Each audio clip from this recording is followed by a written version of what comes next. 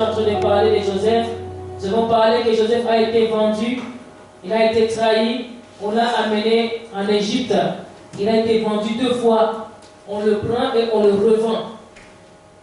Et Joseph a continué à garder Dieu.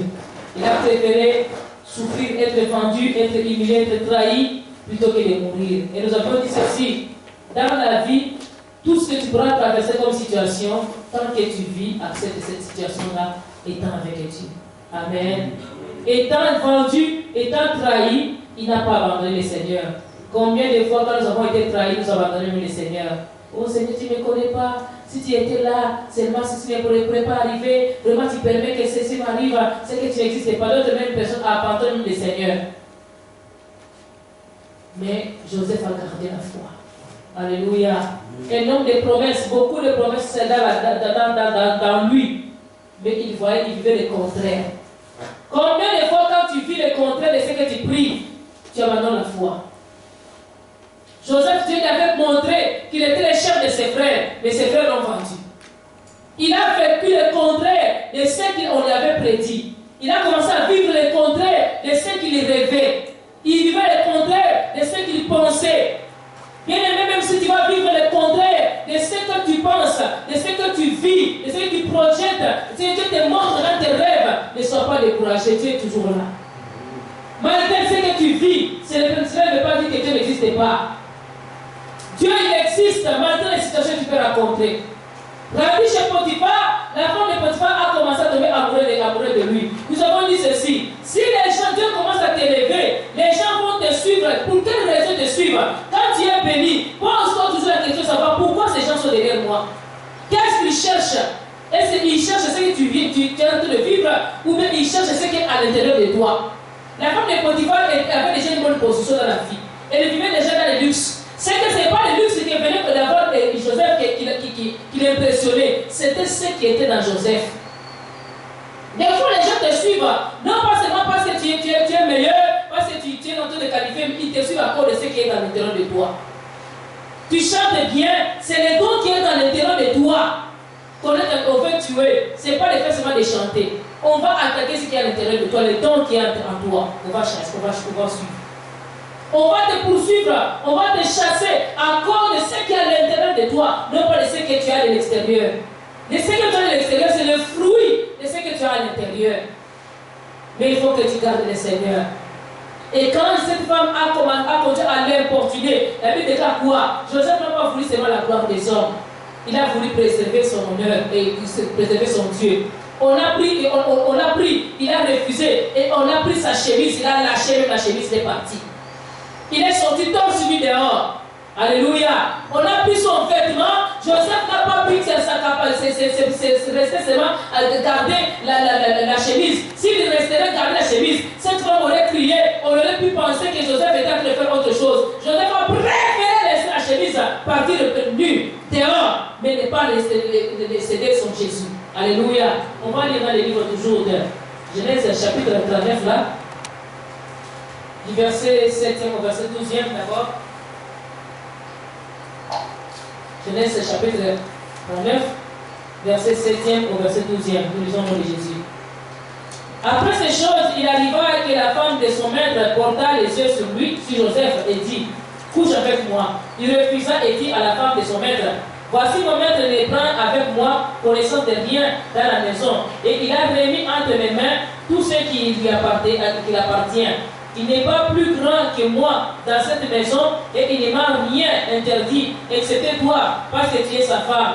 Comment verrai-je un grand mal et pécherai-je contre Dieu? Quoi qu'il parlait tous les jours à Joseph, il refusa de coucher auprès d'elle, d'être avec elle. Un jour qu'il était entré dans la maison pour faire son ouvrage et qu'il n'y avait là aucun des gens de la maison, elle le saisit par son vêtement en disant, couche avec moi. Il lui laissa son vêtement, on ne dit pas sa chemise, mais son vêtement dans la main et s'enfuit au dehors. Lorsqu'elle vit, on continue jusqu'au verset 23. Tu prends le verset 7 jusqu'au verset 23. Lorsqu'elle vit qu'il lui avait laissé son vêtement dans la main et qu'il s'était enfui dehors, elle appela les gens de la maison et leur dit, voyez, il nous a amené un hébreu pour se jouer de nous. cet homme est venu vers moi pour coucher avec moi, mais j'ai crié à haute voix. Et quand il a entendu que j'ai levé la voix et que j'ai crié, il a laissé son vêtement à côté de moi et s'est enfui dehors. Et elle déposa les vêtements de Joseph à côté d'elle jusqu'à ce que son maître rentre à la maison. Alors elle lui parla ainsi. L'esclave hébreu que tu nous as amené est venu vers moi pour se jouer de moi. Et comme j'ai élevé la voix et que j'ai crié, il a laissé son vêtement à côté de moi et s'est enfui dehors. Après avoir entendu les paroles de sa femme qui lui disait, voilà ce que m'a fait ton esclave, le maître de Joseph fut enflammé de colère. Il prit Joseph et le mit dans la prison, dans les lieux où les prisonniers du roi étaient enfermés. Il fut là en prison. L'Éternel fut avec Joseph et il étendit sur lui sa bonté. Il est mis en faveur aux yeux du chef de la prison. Et le chef de la prison plaça sous sa surveillance de la prison Et le chef de la prison plaça sous sa surveillance tous les prisonniers qui étaient dans la prison, et rien ne s'y faisait que par lui. Les chefs de la prison ne prenaient aucune connaissance de ces choses, de ce que Joseph avait en main, parce que l'Éternel était avec lui, et l'Éternel donnait de la réussite à ce qu'il faisait. Amen. Nous avons dit ceci: Joseph, cette femme a porté les yeux sur Joseph, mais Joseph n'a pas voulu. Et il est arrivé qu'un jour, il est entré dans la maison pour faire son travail, son ouvrage. Il n'avait pas abandonné de faire son ouvrage, malgré les tentations, il n'a pas abandonné de faire son ouvrage. Il a continué à faire son travail comme il le fallait. Bien aimé, malgré que tu peux avoir des épreuves, tu peux avoir des tentations, n'abandonne pas ce que tu as à faire. Fais ce que tu as à faire vis-à-vis de ton Dieu. Que personne ne t'empêche de faire ce que tu as à faire vis-à-vis de Dieu. Ce que le diable veut est que toi tu puisses abandonner ton poste, que tu abandonnes ta job, que tu abandonnes ce que tu as à faire. Fais ce que tu as à faire dans la maison de qui du Seigneur, dans la maison du Maître. Fais ce que tu as à faire. La mission qu'on t'a donnée, les choses qu'on t'a données, si on t'a confié quelque chose à faire dans l'église, fais-le. Dans les ministères, fais-le. Dans les travail, mieux de travail, fais-le. Malgré que tu es attaqué, ne dis pas que je suis attaqué, je ne veux plus faire, je vais rester dehors. Non, reste dans l'intérieur, fais ce que tu as à faire. Souvent on abandonne, souvent on se décourage, on ne veut rien faire parce qu'on est paniqué, parce qu'on est mal pris, on commence à paniquer, on commence à stresser, on abandonne ce qu'on a fait, on commence même à avoir peur, on commence à craindre. Bien aimé, il ne faut pas avoir peur. Continue ton allure, continue avec zèle, fais ce que tu as à faire afin que Dieu se glorifie lui-même. Et pendant qu'il faisait son travail, il faisait bien son travail et la femme l'a pris. La femme a voulu violer. Habituellement on dit que ce sont les hommes qui violent. Laissez-moi vous dire qu'il y a aussi des femmes violeuses. Alléluia. Ici, c'est la femme qui a voulu violer Joseph. Joseph a fui. La femme a pris sur les vêtements. Il a lâché même les vêtements. Il est parti nu dehors. Alléluia. Joseph est venu de chez eux, étant esclave. Il n'avait pas les vêtements sur lui. Il n'avait que des bobettes sur lui. Il est entré, on l'a servi, on lui a donné des vêtements. Il a commencé à avoir des vêtements. Et cette femme a pris encore les vêtements. Bien aimé, il faut des fois accepter de perdre nos honneurs. Là, les vêtements, ça nous aide à couvrir notre nudité, à couvrir notre faiblesse, à couvrir notre nudité. Bien aimé, les vêtements que tu portes, c'est ce qui te donne l'honneur. On dit des fois que l'habit ne fait pas les moines. Mais on dit aussi que déshabiller Saint-Pierre pour habiller Saint-Paul. C'est que ces vêtements-là, c'est ce qui leur donne comme des honneurs, quelque chose. Les vêtements, ça te donne l'aspect. Ça te donne l'honneur, ça te donne l'image, ça te donne une position. Quand on dit un premier ministre, il va prêter les serments. Même quand quelqu'un, on veut l'introniser, on veut lui faire porter quelque chose qui lui donne le pouvoir. Alléluia. Les vêtements te donnent le pouvoir, ça te donne l'impression, ça te donne l'honneur. Mais Joseph a accepté de perdre le pouvoir, de perdre la raison, de perdre l'honneur qu'on lui avait donné. Il a accepté de tout laisser de côté, mais pourvu qu'il puisse garder son Dieu. Il est parti avec son Dieu, nu, sans honneur, mais avec Dieu. Bien aimé, il y a des fois, on peut t'accuser, on prend tout ton honneur, on prend toute ta personnalité, on te met des mauvaises choses sur toi, on te met la saleté, on te met des cacas sur le visage, à sorte que quand les gens attendent sur ton histoire, ils fouillent l'œil de toi. Bien aimé, que spécial de tes frères. Parce que si tu as Dieu, Dieu te justifiera un jour. Alléluia. Laisse à ce que tu préserves Dieu au-dedans de toi. Que les gens prennent les honneurs, qu'ils prennent le pouvoir, qu'ils prennent l'autorité, qu'ils prennent la force, qu'ils prennent la position, qu'ils prennent les, je ne sais pas, il faut, ce que tu dois protéger, c'est seulement Dieu. Protège ton Dieu. Alléluia. Laisse-les prendre ce qu'ils ont à prendre pour que tu gardes la vie sauve. Amen. Si Joseph avait accepté la femme de Potiphar, il aurait été mort spirituellement, mais il allait vivre bien physiquement. Il a accepté de perdre le physique, mais de garder le spirituel. Il a accepté de perdre les honneurs, mais de garder le Seigneur. Alléluia. Les honneurs, c'est Dieu qui donne. La faveur, c'est Dieu qui donne. Les hommes, s'ils te donnent, ils peuvent aussi reprendre. Potiphar a donné les vêtements, sa femme a repris. C'est pas grave. Alléluia. Tout ce que l'homme t'a donné, s'il les reprend, c'est pas grave. On peut te donner une femme, on peut te donner un mari, ils peuvent les reprendre, mais garde ton Dieu. On peut te donner un travail, on peut te donner un titre, on peut te donner une position, mais il peut aussi les reprendre, mais garde ton Dieu. Ne vends pas ton Dieu à cause des luxes. Ne vends pas ton Dieu à cause de l'extérieur. Qu'est-ce que les gens penseront de moi si je perds ceci? Mais qu'est-ce que les gens diront? Ne t'en fais pas de ce que les gens diront. Beaucoup de gens ont perdu à cause de regarder les autres. Ne regarde jamais les autres. Quand tu as affaire avec un ennemi, quand tu as affaire avec le Seigneur, bien aimé, ne regarde jamais les hommes. Ne regarde jamais ce qu'ils diront, ce qu'ils penseront, qu'ils pensent ce qu'ils peuvent penser, qu'ils disent ce qu'ils peuvent dire. Mais ce que tu as à préserver, c'est ton Dieu et l'honneur de ton Dieu. Garde ton Dieu. On peut t'accuser aujourd'hui avec la technologie. Les gens sont en train de fabriquer les choses contre les autres. Des preuves, les provoquer même des preuves qui ne sont pas vraies. Regardez les preuves de Joseph. C'était une preuve vraie. Alléluia. Mais si c'était vrai ce qu'elle disait, c'était faux. Mais la preuve était vraie. Alléluia. La preuve s'en montrait qu'ils étaient ensemble. Mais est-ce que c'était vrai ce qu'il disait? Aujourd'hui, on peut fournir des preuves contre toi. Toi, tu connais ce qui s'est passé. Tu connais ton Dieu. Et ton Dieu connaît ton cœur. Que les gens pensent ce qu'ils peuvent penser. Mais garde ton cœur. Nous avions regardé hier. Garde ton cœur plus que tout ce que tu gardes. Alléluia. Garde ton cœur. Garde ta conscience. Quelqu'un peut fabriquer des preuves. Il peut fournir des preuves. Aujourd'hui, avec le téléphone, avec, je ne sais pas, l'Internet, les gens peuvent fabriquer toutes sortes de preuves. On peut même te piéger. Tu peux même parler. Tu parles. Tu penses que tu es en train de jouer, de blaguer. Et on prend ça, on brandit. Dieu couille. Alléluia. Vis-à-vis des hommes, Dieu couille. Mais vis-à-vis de Dieu, est-ce que Dieu couille? Dieu connaît la vérité. Est-ce que toi, tu étais dedans? Amen. Alléluia. Il n'y a que Dieu qui peut connaître la vérité et qui comprend notre intérieur. Les hommes de ce monde ne comprennent pas les choses. Les hommes de ce monde, ils peuvent amener toutes sortes de choses. On peut même te filmer.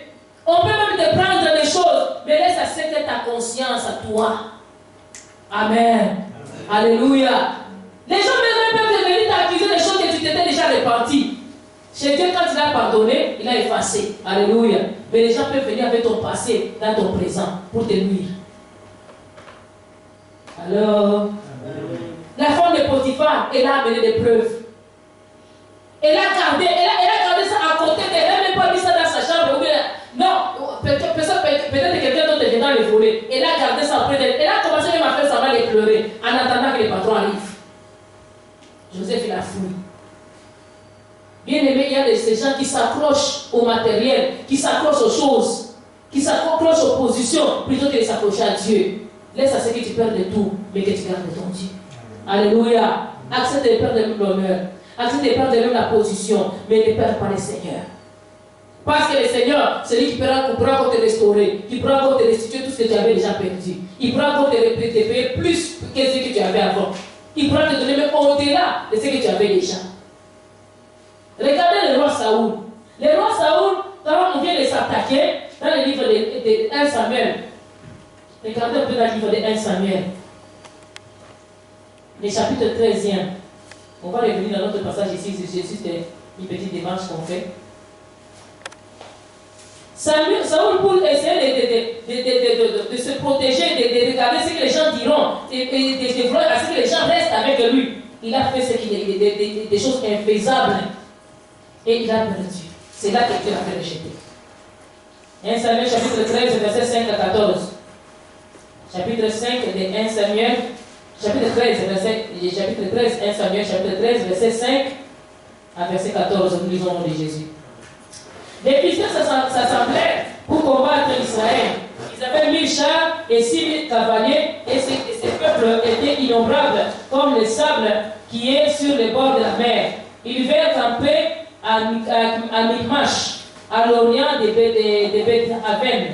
Les hommes d'Israël servirent.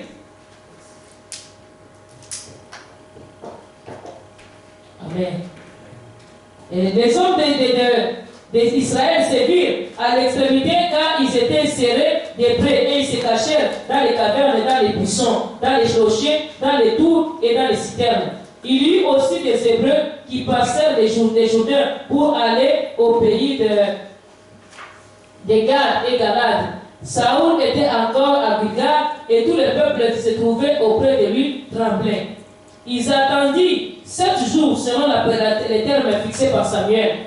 Mais Samuel n'arrivait pas à Gilgal et le peuple se dispersèrent loin de Saoul.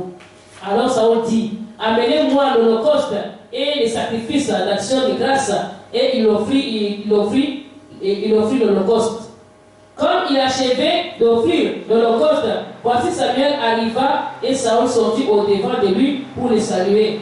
Samuel dit, qu'as-tu fait? Saoul répondit, lorsque j'ai vu que le peuple se dispersait loin de moi, que tu n'arrivais pas au terme fixé et que les Philistins étaient assemblés à Michmash, je me suis dit, les Philistins vont descendre contre moi à Gilgal et je n'ai pas imploré l'Éternel. C'est alors que je me suis fait violence et que j'ai offert l'holocauste. Samuel dit à Saoul, tu as agi en insensé. Tu n'as pas observé les commandements que l'Éternel ton Dieu t'avait donnés. L'Éternel aurait affermi pour toujours ton règne sur Israël. Et maintenant ton règne ne durera point. L'Éternel s'est choisi un homme selon son cœur. Et l'Éternel a destiné à être le chef de son peuple. Parce que tu n'as pas observé ce que l'Éternel t'avait commandé. Alléluia. Il n'a pas écouté Dieu. Il n'a pas observé Dieu. Il a eu peur de ce que les gens s'éloignaient de lui. Et les gens, ils avaient peur des Philistins. Ils ont commencé à s'éloigner de Saoul. Saoul n'était pas sacrificateur. Mais Saoul est parti faire des sacrifices. C'était blasphème. C'était contre la volonté du Seigneur. Bien-aimé, ne fais pas les choses pour plaire aux gens. Dans ce jour, vous pourrez dire que non, il y a personne qui est à la maison, que je vous seulement une fois, et puis je vais fuir, ou bien je vais m'arranger autrement. Joseph n'a pas accepté. La femme lui avait rassuré qu'il n'y a personne qui le saura, mais Joseph n'a pas accepté. Il a préféré retourner comme esclave, faire comment qu'on le tue, mais pourvu qu'il puisse rester avec Dieu. Alléluia. Bien aimé, des fois, il ne faut pas baisser les bras, quels que soient les combats, quelles que soient les attaques, quelles que soient les menaces, quelles que soient les injures, quelles que soient les paroles. Et un jour, il y avait une soeur qui était attaquée dans sa famille. Tous les gens de sa famille, sa mère, son père, ses frères, ses soeurs, se sont soulevés contre la soeur parce qu'elle s'était convertie. Et on lui avait dit, cherche n'importe quelle église ici, mais pas l'église Parole de Vie internationale. Cette église-là, c'est une église qui n'est pas normale. Comment on peut te parler des choses de tes délivrances, tout ça, tu te sépares avec ta famille? La soeur a commencé à pleurer. Et ces soeurs étaient, on l'a bousculée. La Bible déclare, ils ont commencé à faire sortir les versets. Pendant que c'est eux qui attaquaient cette soeur-là. Ils ont commencé à l'attaquer, ils ont commencé à agresser. Mais la soeur, elle est restée ferme dans la foi. Alléluia. Elle n'a pas voulu le plaire. Va-t-elle plaire à Dieu ou bien plaire aux hommes? L'apôtre Paul Pierre avait dit, faudra-t-il vous plaire à vous, sacrificateurs, souverains sacrificateurs, ou bien plaire à Dieu? Alléluia. Des fois, on arrive à plaire les hommes, on arrive à se ranger du côté des hommes, vous cherchez à plaire aux hommes. Quand tu plais aux hommes, tu abandonnes le Seigneur, Dieu aussi t'abandonne. Ne laissons pas les hommes nous manipuler, nous influencer. Et qu'est-ce qu'ils diront? Qu'est-ce qu'ils penseront? C'est pas qu'est-ce qu'ils penseront, qu'est-ce que Dieu pensera? Alléluia. Qu'est-ce que Dieu dira après que je l'ai trahi?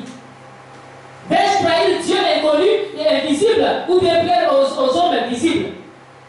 La plupart des gens, ils aiment plaire à des hommes visibles parce que Dieu on ne les voit pas, on trahit Dieu.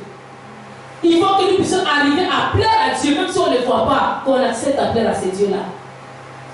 Parce qu'on lui dit qu'il ne faut pas aller à l'église, il ne faut plus jamais aller. Il a dit, La Bible déclare, faisons sanctifier les jours du Seigneur. Je vais aller sanctifier les jours du Seigneur. Je vais faire mon sabbat. On l'a menacée, mais elle est restée ferme dans la foi. Est-ce que toi, tu es resté ferme dans la foi? Elle a rencontré des combats spirituels. On l'a agressé spirituellement, on l'a agressé physiquement. Les combats venaient de partout, mais elle est restée ferme dans la foi. Alléluia.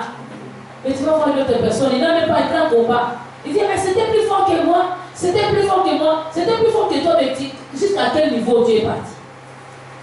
Des fois, quand c'est plus fort que nous, essayons de faire comme Joseph, fouillons. Alléluia. Perdons tout, mais gardons le Seigneur. Et si jamais on s'était laissé aller, mais qu'on puisse revenir au Seigneur. Alléluia. Quand on s'est rendu compte que non, vraiment là, j'ai débordé, j'ai trahi le Seigneur. Faites comme Pierre, ne soyez pas comme Judas. Judas a trahi Jésus, il est parti même se suicider sans revenir demander pardon. Tandis que Pierre, il a régné Jésus 3 fois. Il est revenu à lui-même, il a dit non. Pardonne-moi Seigneur, je ne suis pas dit. Alléluia. Il est parti là où il y avait d'autres disciples. Il n'est pas parti chez lui à la maison. Il est parti s'enterrer avec les autres disciples. Jésus est mort, on l'a enterré. Le jour de la résurrection, il était encore là parmi les gens qui allaient voir quoi? La tombe de Jésus. Il a régné, mais il est revenu. Est-ce que toi tu as régné Jésus pour de bon ou bien tu es revenu dans le Seigneur? Alléluia. Si tu avais régné Jésus, reviens comme Pierre. Si tu avais abandonné Jésus, reviens comme Pierre. Ne sois pas comme Judas Iscariote. Les Judas, je vous ai dit hier, c'était un mauvais nom. Et ils partent et ne reviennent pas. Les Judas, ils sont mystérieux. Ils vendent quelqu'un, il se répand, au lieu de revenir maintenant demander pardon, même quand il est parti se suicider, il a jeté cet argent, on a trouvé l'argent par terre. Alléluia. Il a vendu et il n'a même pas mangé l'argent en question.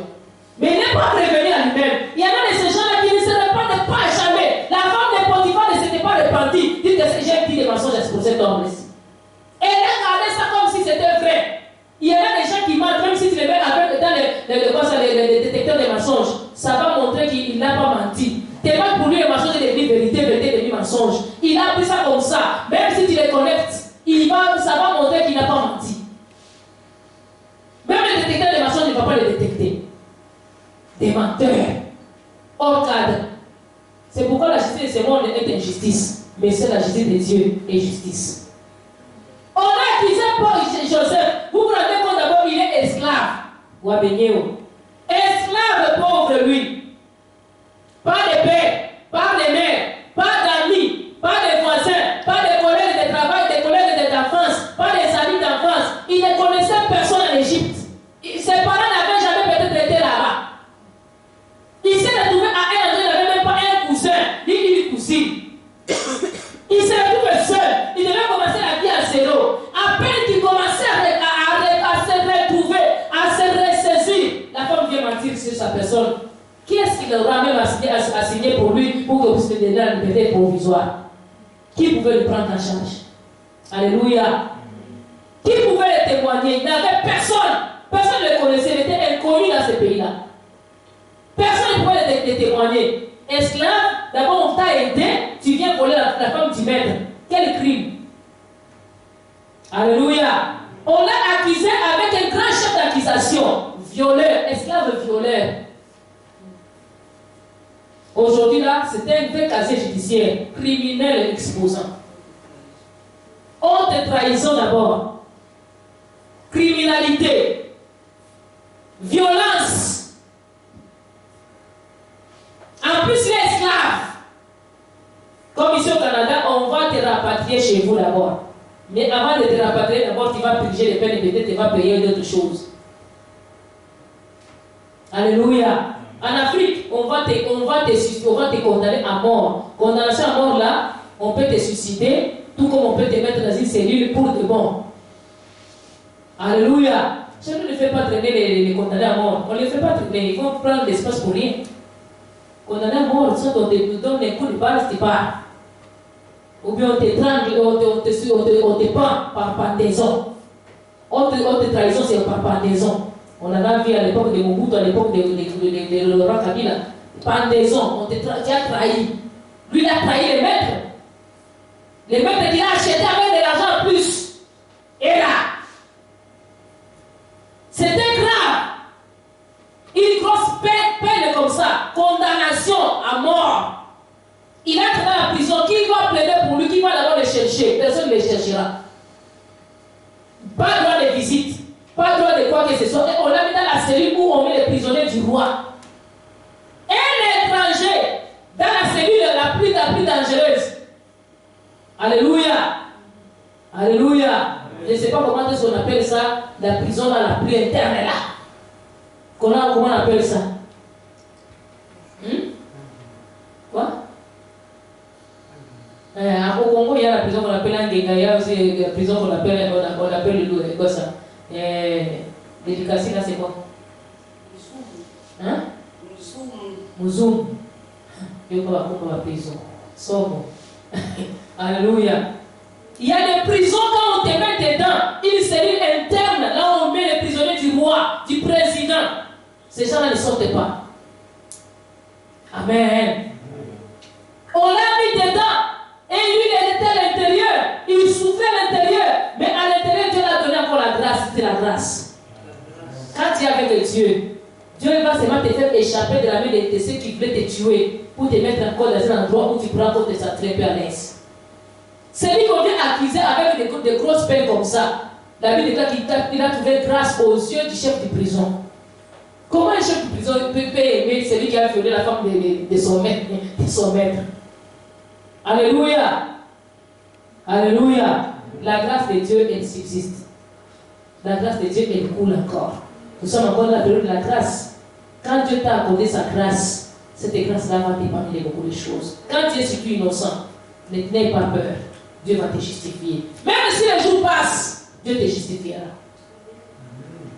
On l'a mis dans la prison, là-bas même en prison, il n'a pas fait 2 jours. Le chef de la prison, il a commencé à aimer Joseph. Il a trouvé grâce à ses yeux. Il a eu la faveur au chef de la prison. Le chef de la prison l'a placé être aussi chef des autres prisonniers. Un prisonnier, chef des prisonniers. Pourtant, il était entré d'abord comme prisonnier et comme esclave. Et en plus, violeur, un criminel. Mais il a trouvé grâce. Il a commencé lui aussi à gérer d'autres prisonniers. Et la Bible dit que les chefs de prison, il s'occupait même pas de ce que lui faisait. Il lui laissait la liberté de faire tout ce qu'il faisait dans la prison. Et c'est ce que Dieu te donne la liberté même dans la prison au nom de Jésus. On peut arriver à t'accuser, à t'enlever tout honneur, à t'amener dans une prison. Une prison, c'est quoi? C'est un lien d'incarcération, un lien de correction, on appelle ça centre de correction. Donc on corrige quelqu'un. On corrige quelqu'un de corriger. On t'amène avec l'idée qu'on va te corriger, incarcérer. Alléluia. Détention, on te détient. Centre de détention de Sherbrooke, de Val-Cartier. On l'a amené dans un centre de détention, et un centre d'incarcération, et un centre, je ne sais pas, de correction. Alléluia. Quand tu es dans le centre de correction, là, on te corrige. Centre de détention, on te détient. Hein? Centre de quoi? D'incarcération, on t'incarcère. Et on te punit. Alléluia. Chez nous, là-bas, on va te dire que non, on va te donner le déjeuner, on va te donner la dîner, on va te donner la souper. Ce sont des fouets que tu reçois à ces heures-là. Ce n'est pas la nourriture. Hein. Les prisons d'ici, si on a un prisonnier du Congo ici, il va dire que moi, je préfère vivre en prison que de rester chez nous dans le pays. Parce que des fois, peut-être qu'il n'a pas à manger, mais en prison, il va manger. À Guatemala, nous avons rencontré quelqu'un qui avait fait déjà de la prison depuis l'âge de 10 ans. Il avait tué quelqu'un à l'âge de 10 ans. Et là, il avait 25 ans.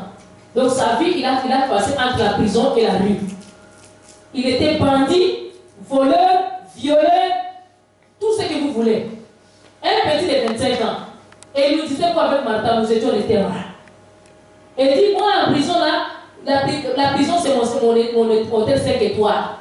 Prison, hôtel 5 étoiles. Il dit, là, comme présentement, là, je peux vouloir faire un crime maintenant pour me mettre en prison. C'est rendu qu'à tel point qu'il y a certains prisonniers à Guatemala, on ne les met pas en prison. On les laisse vagabonder là-bas dans la rue, faire leurs choses parce qu'ils viennent En prison, ils vont manger. En prison, ils vont dormir, ils auront un petit lit. Ils auront une cellule. Donc lui, il disait que non, pour lui, la prison, c'est 5 étoiles. Demandez à Martin, il va vous dire ça. Il s'est promené avec son tout, il avait son sac à dos, il avait son manteau. Donc, il y a soleil, il n'y a pas soleil. Il a ses chaussures, il a ses vêtements, il a son sac à dos, il a où il y a toutes ces choses. Un petit sac à dos comme ça. Donc, il s'est promené avec toute sa vie là-dedans. Il n'a pas fait l'école, il n'a rien fait. On avait gagné au Seigneur, on l'a évangélisé. Il a dit maintenant, moi là, je sais quoi. Tout ce que je sais, c'est faire des gaffes qu'on m'amène à la prison pour que je puisse aller dormir. Quand je n'ai plus envie de prison, maintenant je sors dehors. Je commence à faire des choses, je commence à dormir dans les coins, dans les tunnels, dans les choses, et je prends les gens, les fais les choses. Et c'était ça la vie de ces garçons-là. Depuis l'âge de 10 ans. Sa mère l'avait abandonné. Il a laissé chez sa grand-mère. Sa grand-mère n'avait pas de possibilités. Il ne mangeait pas. Allez, il est rentré dans la vie. Et nous avons dit, waouh, la prison 5 étoiles. Prison d'un criminel, ça peut être comment? Sa cellule, c'est comment? Il ne voyait pas le soleil. Il disait qu'il le mettait dans les cellules où il ne voyait pas le soleil, même des jours et des jours. Mais il préférait là-bas. Et quand cette année, maintenant, il se comporte un peu bien, on le fait sortir. Au vu qu'il est encore jeune, on le fait sortir. On dit, bon, il peut aller se débrouiller dehors, tout ça. Et quand il part dehors, 2 jours, 3 jours, quand il voit que ça ne va pas, il fait une autre crime. Et lui-même va occasionner qu'on l'arrête. Et des fois, quand on le voit, les policiers voient, il passe.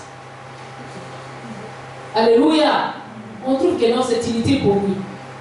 Les centres de carcération, ça ne fait plus rien. Détention, punition, ça ne fait plus rien. Amen.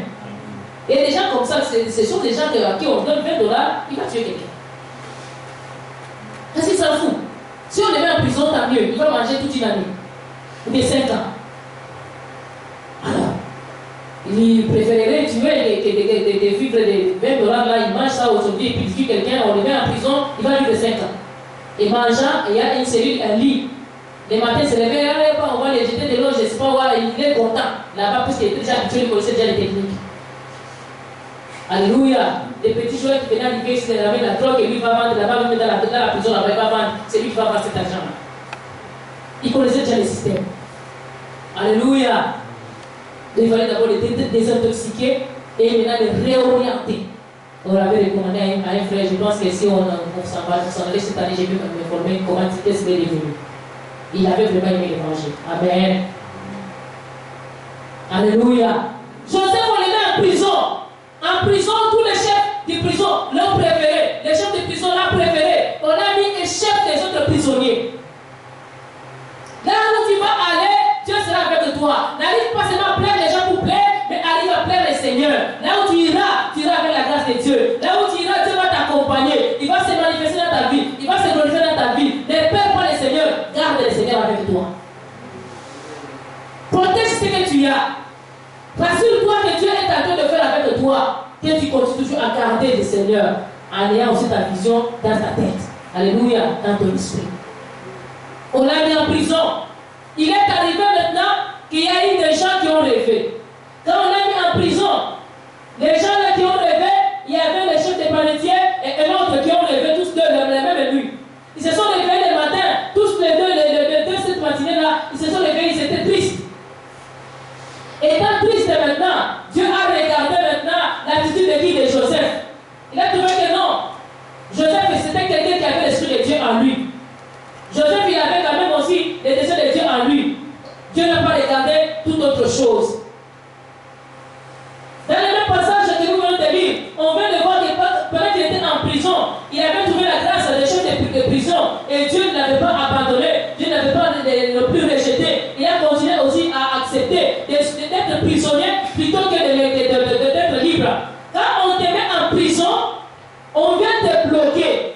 On vient limiter ta vie. On vient t'empêcher de continuer à faire ce que tu avais à faire. On limite, on te freine, on te bloque, on t'empêche de progresser, on t'empêche la liberté, on t'empêche l'épanouissement, on t'empêche le devoir au-delà. On te limite, on te met dans les 4 murs.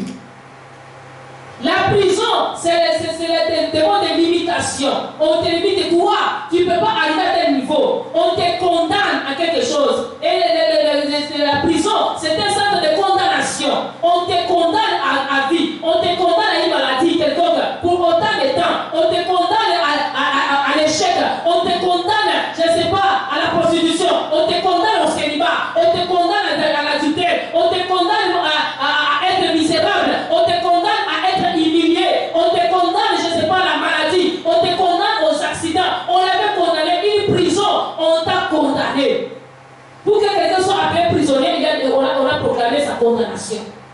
Alléluia.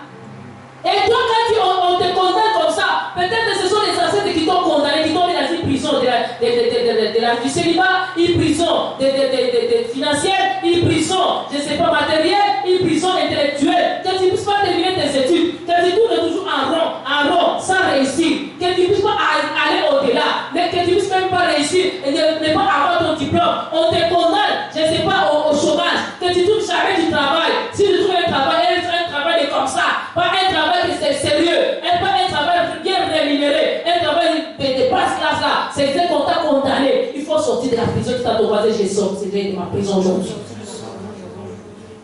N'accepte pas seulement de rester toute ta vie prisonnier. Et la prison que tu fais, c'est pour un temps. Même si tu es chanceux, tu peux faire une prison. Moi, je me donne déjà, tu dis que non, moi je suis déjà dans le Seigneur, je n'ai pas besoin de la délivrance. Tu connais la prison dans laquelle on t'a condamné. Regarde d'abord ton état. C'est ce qui va te préciser si tu es condamné ou pas.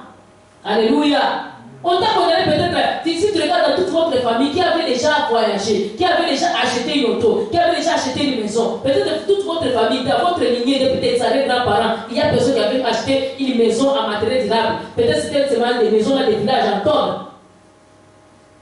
En paille. Les terrains du village là, on les donne gratuits.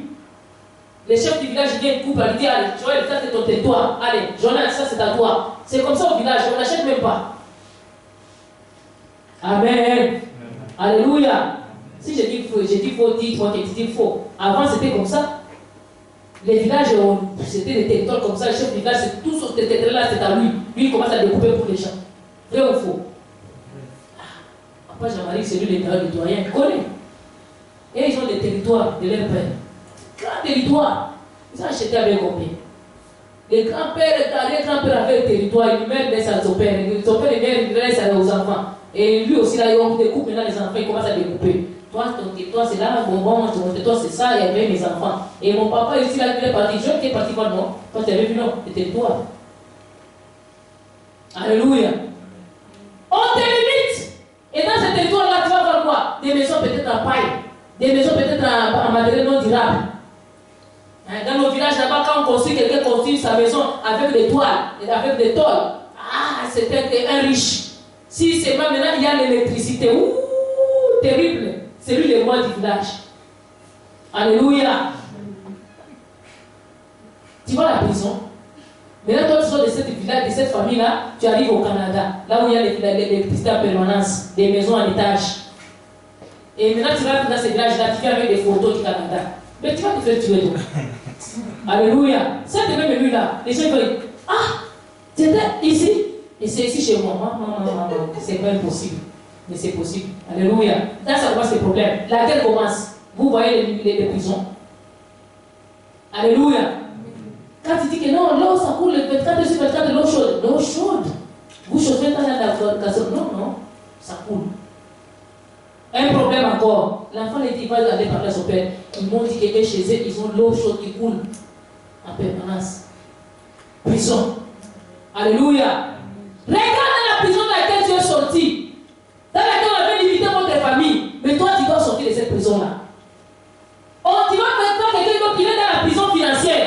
On lui donne déjà un montant qu'il ne pourrait jamais traverser dans sa vie. On dit par exemple $2000, c'est votre plafond. $2001, vous n'arriverez jamais. Tu fais les commerces, 1999, 2000, tu vas aller à 2002, 2001, pas la part de la création de l'auto, tu dois sortir. Combien? $400, tu chies d'accord, tu restes avec 1600. Tu vas encore, pas. Non.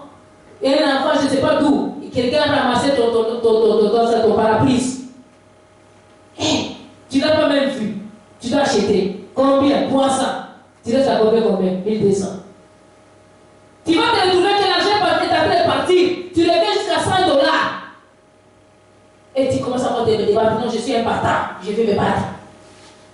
Prison. Tu trouves un fiancé arrive. Il veut te marier. Tout est déjà arrangé. Vous vous êtes déjà bien parlé. Les fiancés, ils fuient. Ils parlent d'épouser l'autre personne. Prison de célibat. Tu as trouvé une bonne femme, tout est arrangé, tu as même aller compter, la femme est enceinte de notre homme. Prison. Alléluia. choses à souhaiter. La prison, il faut seulement écouter les noms, hein, que ça reste là-bas. Mais il ne faut pas vivre dans la prison. Mais combien de fois nous avons été dans les prisons? Joseph, qu'est-ce qu'il a fait pour mériter la prison? Des fois, tu n'as rien fait pour mériter la prison. Parce que c'est tes ancêtres. Parce que c'est on t'a vendu. Ses frères l'ont vendu. Et c'est ce qui a entraîné tous ces malheurs-là. C'était ses frères qui l'ont entraîné dans tous ces malheurs-là. Mais Dieu était avec eux. Alléluia. Tu peux être avec Dieu, mais tu peux rencontrer la prison. Allô? Moi je suis. Tu peux être avec Dieu, mais tu peux rencontrer la prison. Mais il faut que Dieu puisse t'aider aussi à t'en sortir. C'est pourquoi la délivrance est très bonne. Tant que tu ne sais pas, il faut que tu sois libéré. La délivrance c'est quoi? C'est être libéré, être libre. Être délivré, être dénoué. La prison c'est être lié. Tu vas voir que non, tu commences à avoir des bonnes notes, allez, un autre examen qui compte beaucoup plus pas, ça te fait tomber. L'année avait bien commencé, à la fin tu as mal fini. Prison. Parce qu'on t'avait emprisonné dans l'échec. Que tu ne résistes pas. Alléluia. Tu vas voir une autre personne, on avait dit que non, lui ne jouira jamais. Même s'il a le diplôme d'État, il ne profitera pas de ses diplômes d'État. Il vient de recevoir les diplômes d'État, il meurt. J'en ai déjà vu. Parmi nos collègues, il y en avait des gens comme ça. Il vient d'obtenir son diplôme d'État. Après, il meurt. Il n'est même pas parti à l'université. C'était la limite. Et dans la famille, c'était comme ça. Quand on arrive à 6e, on présente nos mères. Des mauvais sorciers. Des parents qui mangent leurs propres enfants. Prison. Les maîtres de cette prison-là sont très dangereux. Celui qui t'a mis en prison, c'est un méchant. Cette femme-là, elle était tranquille. Sa conscience ne disait rien. Un sorcier ne peut pas se reprocher. Il se reprochera de rien. Ils sont souciés que toi tu souffres. Potiphar, lui, il avait agi peut-être par sentiment pour son amour, pour sa femme. Mais l'amour qu'il avait pour Joseph, il pouvait même aussi le pardonner, lui donner des mises en garde. Mais des gars comme ça, il dit que il est parti jusqu'à ma femme. Non, prison. Il n'a pas pris à Joseph, il a pris à sa femme. Quand on te destine à la prison, personne ne te croira. Personne, même ton intime ne te croira pas. Et quand il dit, bon, je te comprends, mais tu sais, c'est quand même compliqué, hein, c'est un peu délicat. Il commence à te faire sortir des français, des verbes, des vocabulaires. C'est seulement Dieu qui peut te comprendre. Il y a des problèmes que personne n'a seulement ne peut te comprendre. Personne. C'est seulement Dieu qui peut te comprendre. Alléluia. Mais au moins lui, il sait le comprendre. Dis ton voisin, au moins Dieu le comprend. Il y a certaines choses que tu dois expliquer, mais personne ne te comprend. Personne. C'est pas Dieu qui peut te comprendre. On l'a mis en prison. Je ne sais pas dans quelle prison toi tu traverses. Il y a d'autres personnes, on a déjà condamné à ne pas manger ci, à ne pas manger ça, à ne pas porter ci, à ne pas s'habiller ça. Un jour, j'ai pris pour une seule, il m'a dit que moi j'ai l'allergie. J'ai dit, quelle allergie? Là, je ne peux pas porter des choses en coton, même pas des sous-vêtements en coton. Quand je porte, je commence à avoir des picotements. Ça, c'était ma première fois d'entendre ça. J'ai toujours entendu allergie de manger ci, de manger ça, mais des vêtements, je n'avais jamais entendu. On a prié pour elle, j'ai dit, si tu en as, va porter. Si tu n'en as pas, va acheter et porte. Il est parti l'acheter et la porter. Il me dit, je commence à porter, j'ai dit, voilà. Alléluia. Il y a des fois que tu peux te condamner de ne pas avoir des enfants. À quoi est-ce qu'on t'avait condamné? Sors de cette prison. Dis à ton voisin, sors de cette prison de Jésus. C'est possible. Dieu est capable de te libérer. Peu importe le temps que tu as fait dedans. Peu importe les années que tu as fait dedans. Mais Dieu est capable de te libérer. Tu as été appelé à la grandeur. Et non pas marcher comme un, je ne sais pas, un mendiant. Non pas marcher comme un malheureux, comme un prisonnier. Non. Toi, tu n'es pas prisonnier. Dieu t'a appelé à la liberté. Là où il y a l'Esprit du Seigneur, il y a la liberté. Alléluia. Tu dois sortir de cette prison. On l'a mis en prison, mais il fallait que Joseph sorte de la prison.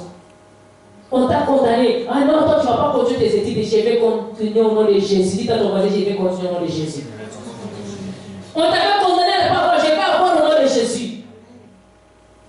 On t'a condamné à ne pas arriver, tu vas arriver au nom de Jésus. Même si personne de votre famille est arrivé là où toi tu es, ou bien là où toi tu vas arriver, dis-toi que moi je vais arriver au nom de Jésus. Là où tous les autres se sont noyés, toi tu ne vas pas te noyer. Là où les autres sont tombés, toi tu ne tomberas pas. Là où les autres ont échoué, toi tu n'échoueras pas. Là où les autres n'ont pas vu, toi tu verras. Alléluia. Là où les autres n'ont pas eu, toi tu auras au nom de Jésus. Tu réussiras, tu avanceras, tu prospéreras. Peu importe les conditions, tu es appelé à te distinguer. Et vous savez, la première fois quand je suis parti demander l'asile ici au Canada, au consul du Canada en Ouganda, on avait déjà rempli le formulaire avec un monsieur qui nous disait: ah, vous allez partir. On a lu le monsieur qui demande: est-ce que vous avez de la famille là-bas? Non. Et bien, madame, qui vous a appelé là-bas? Personne. Mais vous êtes folle ou quoi? Alléluia. Vous avez des amis là-bas? Non. Vous avez des connaissances? Non. Mais madame, vous vous moquez de nous ou quoi? Nous sommes sortis là-bas, furieux. Les messieurs nous ont chassés comme des chiens. Ils sont partis. Ils disent: hey! Mais quand le temps de Dieu était venu, la prison était tombée. On a fait tomber la prison. On est venu sans passeport, les visas sur les papiers. Alléluia. Nous sommes entrés au Canada sans passeport. Quand nous sommes arrivés ici, la première fois on demandait, je ne sais pas quoi qu'on demandait, on nous a dit que amenez votre pièce d'identité, madame, la pièce avec laquelle vous êtes entré au Canada. On n'en avait pas. On avait un papier, on a dit: amenez votre passeport, nous n'avons pas de passeport. Mais comment vous êtes entré au Canada? Avec un papier. Quoi? Madame, c'est sérieux ça? Oui, avec un papier, madame. Vous avez eu le visa? Oui. On a mis ça sur quoi? Sur le passeport, c'est sûr. Non, sur un papier. Alléluia. Avec Dieu, quand Dieu décide de te faire sortir de la prison, tu vas même passer les règles. Alléluia. Tu vas contourner les règles. Et les gens s'étonnent. Comment est-ce qu'ils sont entrés? Amen. Il y a quelqu'un au Canada qui comprend ça. Alléluia. Avec quelques gens de l'immigration. Mais les autres là, les bureaux là, tu pars à l'hôpital, ils ne vont pas comprendre comment est-ce que tu es arrivé. Allô? On t'a limité, ça fait que toi tu sois délimité au nom de Jésus.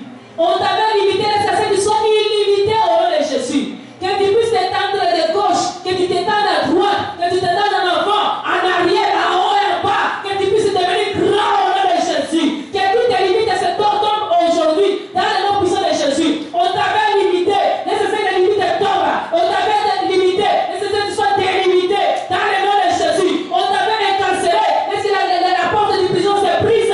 On est au nom de Jésus. On avait emprisonné Pierre. Pierre est sorti sans commandement, sans permission.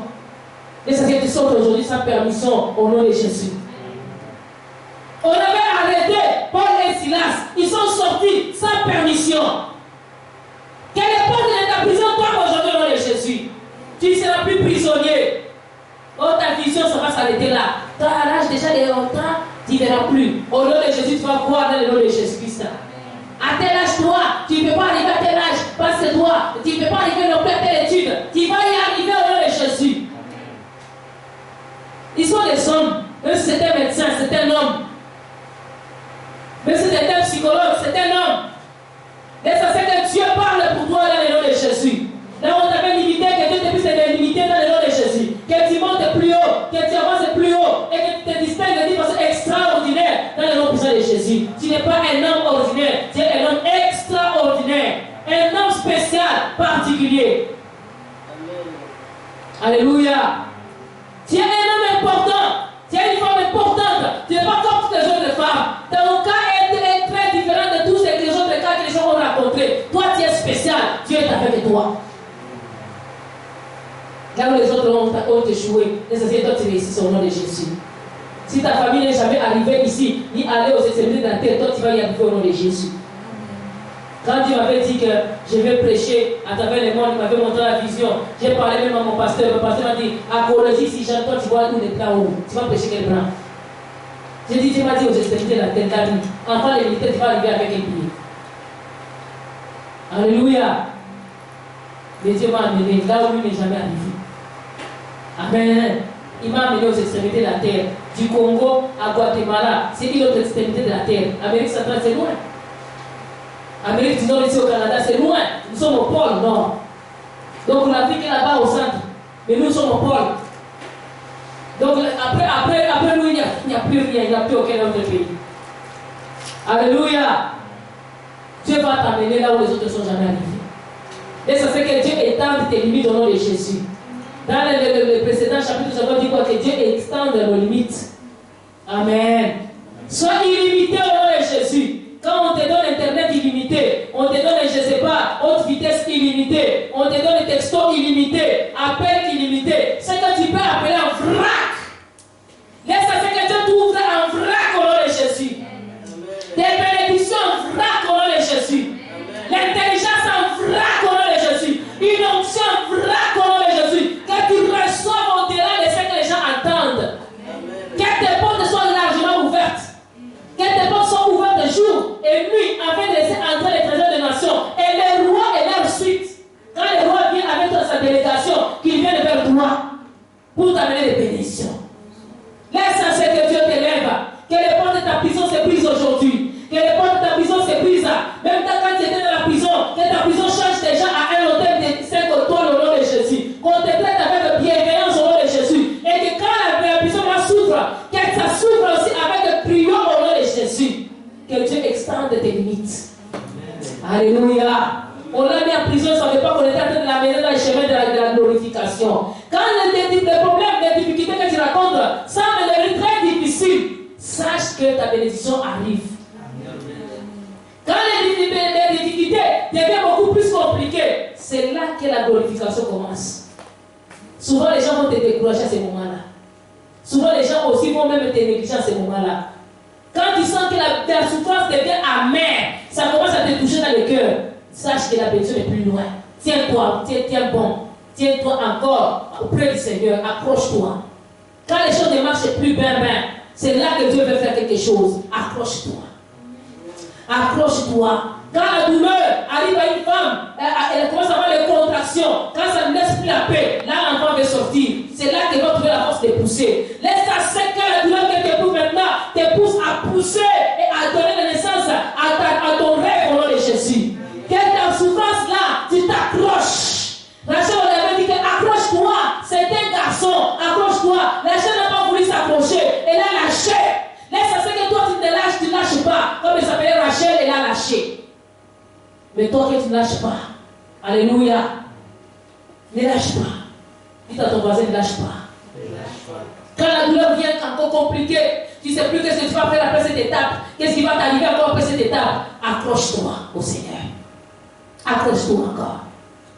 Une femme, quand elle commence à sentir la contraction, on essaie de voir les centimètres. Quand on dit 7 cm, déjà là tu peux accoucher. Mais si tu n'as pas les contractions, tu te dis quoi? Tu ne vas pas accoucher. À moins que tu sois Jean Caverne pour accoucher. Moi j'ai accouché mes enfants sans contraction. Alléluia. Alléluia. Amen. Mais il faut que tu t'accroches à ce moment-là. Quand on te demande après combien de minutes tu s'accroches à chaque contraction, quand tu arrives à l'hôpital, on dit ça fait 30 minutes et après une autre 30, on sait que tu es encore loin. Quand tu commences à dire que non, 5 minutes, 3 minutes, là on sait que tu es plus près. Tu vas accoucher.